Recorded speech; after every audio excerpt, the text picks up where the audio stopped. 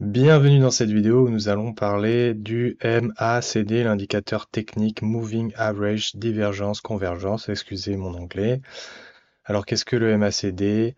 Il est composé principalement donc de deux Moving Average, donc des moyennes mobiles mais qui sont exponentielles. Donc contrairement à des moyennes mobiles normales, c'est des moyennes mobiles qui vont amplifier les mouvements récents. Alors, en fait, le MACD va principalement nous décrire ce qui se passe, la relation entre ces deux moyennes mobiles.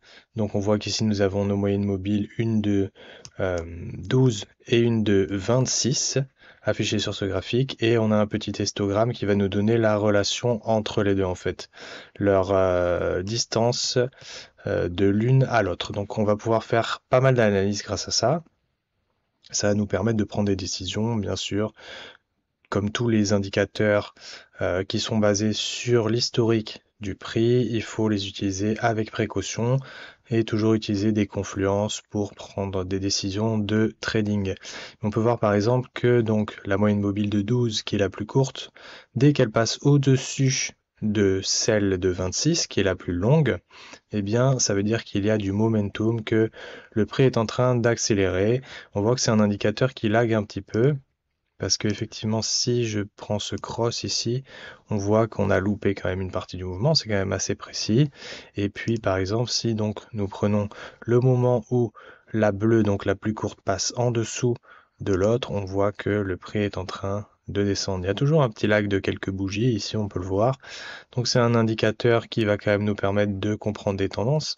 S'il y a une tendance qui va durer assez longtemps, ça va nous permettre d'être dessus assez rapidement. Mais sinon, généralement, les gens qui ont beaucoup d'argent qui manipulent le marché vont jouer contre nous pour nous empêcher de trop capitaliser là-dessus parce que c'est un indicateur qui est connu par tout le monde. En revanche, ça peut quand même être utile dans certaines stratégies en confluence avec d'autres stratégies. On voit que quand la moyenne mobile la plus courte est très éloignée de l'autre, on a des chances, donc il y a souvent un certain intervalle qui est respecté, mais on a des chances de trouver un sommet.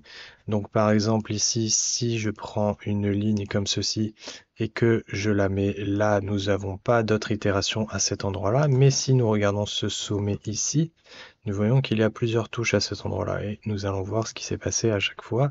Donc par exemple ici, que se passait-il? Nous avions un sommet. Donc ce niveau est assez intéressant, ça doit être un niveau psychologique. Donc là je parle bien de l'histogramme, hein, je parle pas des lignes. Et ensuite à cet endroit-là, que se passe-t-il? Nous avons aussi un sommet. Et à chaque fois qu'on va revenir trouver ce niveau-là, nous avons un sommet qui se forme.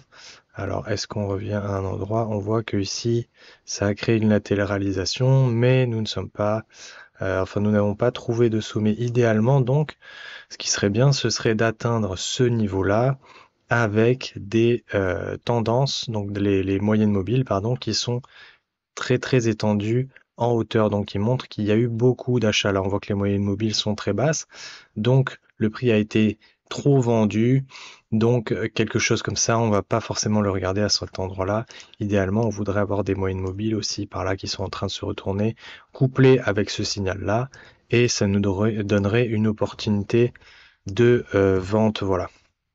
Donc on va pouvoir faire pas mal d'observations euh, sur cet indicateur-là. Je vous invite à aller regarder par vous-même.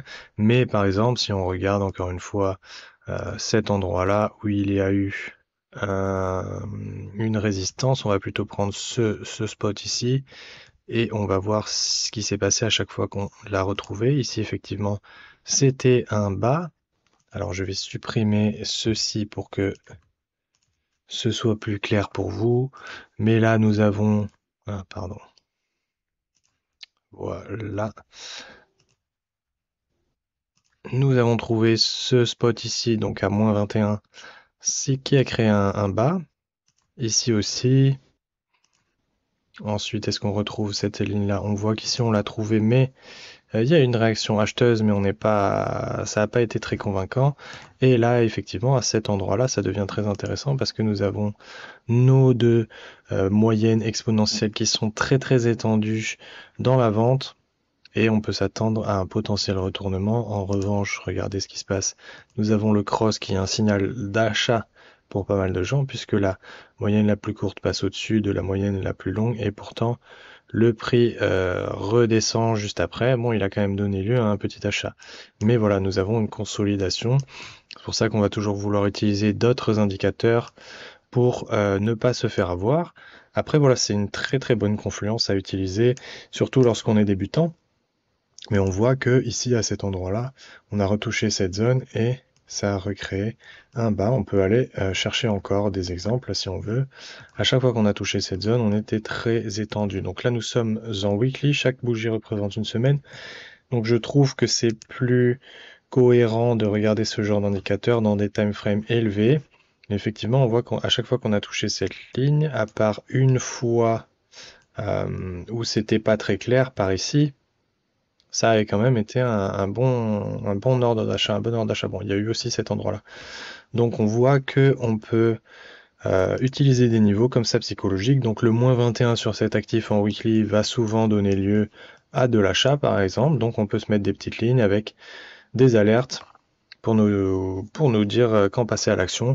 On peut se dire, ok, aussi, je ne veux que l'acheter lorsque les deux lignes, les deux moyennes exponentielles sont en dessous du zéro pour me donner plus de chance, en tout cas, ou voilà, si j'achète et que les deux moyennes exponentielles, comme ici, sont encore proches du zéro, pas très bas, en tout cas, on voit qu'il y a des retournements significatifs quand on est souvent plus bas.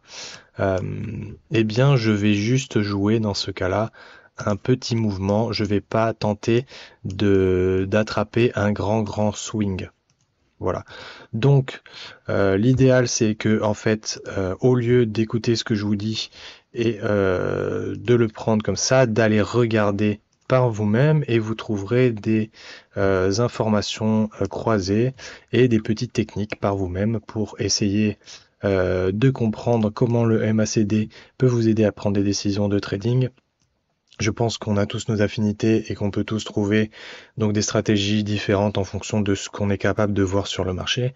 Mais en tout cas, c'est un très bon outil pour prendre des décisions, pour nous dire, ok, est-ce que je veux par exemple short à cet endroit-là? Ah, mais non, l'histogramme du MACD est à 21. Historiquement, dès qu'il a touché 21, c'était un retournement. Donc au moins ici, je sais que je ne vais pas tenter un short à cet endroit-là. Et donc par exemple ici, techniquement, qu'est-ce que nous avions? Nous avions tout simplement un FVG ici en weekly. Potentiellement, il y avait sans doute une autre raison parce qu'il est un peu tout seul ce FVG. Ça me plaît pas beaucoup d'acheter un FVG tout seul, mais voilà, nous aurons toujours des confluences à apporter pour prendre des décisions et ça peut vraiment être un outil très utile. Par exemple, on voit que là, il passe en positif, pardon, et on voit qu'il commence à descendre un petit peu, il perd de la force, donc on voit des bougies vertes qui deviennent un petit peu blanches potentiellement. Si on voit qu'il perd de la force ici, on peut commencer à prendre nos profits, ou alors on peut juste attendre qu'il revienne dans le négatif, ou on peut vendre lorsque la bleue, la moyenne exponentielle la plus courte passe en dessous de l'autre. Voilà, on peut créer des stratégies à l'infini. Il faut toujours backtest. Donc une fois que vous avez trouvé des petites choses comme ça, si vous voyez que ça marche 15-20 fois, c'est pas suffisant. Il faut que ça marche 100, 200, 300 fois si possible et le tester sur plusieurs actifs. Bon, évidemment, si vous ne tradez qu'un actif, vous n'avez pas besoin d'aller tester ailleurs. Quoique, je dirais qu'il vaut mieux avoir le plus d'informations et annoter tout, bien sûr, parce que voilà, comme d'habitude, parfois il suffit qu'on voit que quelque chose marche 3 fois pour croire que ça va marcher et en fait ça nous fait perdre du temps et de l'argent. Voilà, j'espère que cette vidéo était claire, que vous avez compris quelque chose. Rejoignez-nous sur nos réseaux sociaux. On poste des informations quasi quotidiennement dès qu'on peut, dès qu'on a du temps. Et merci d'avoir regardé cette vidéo.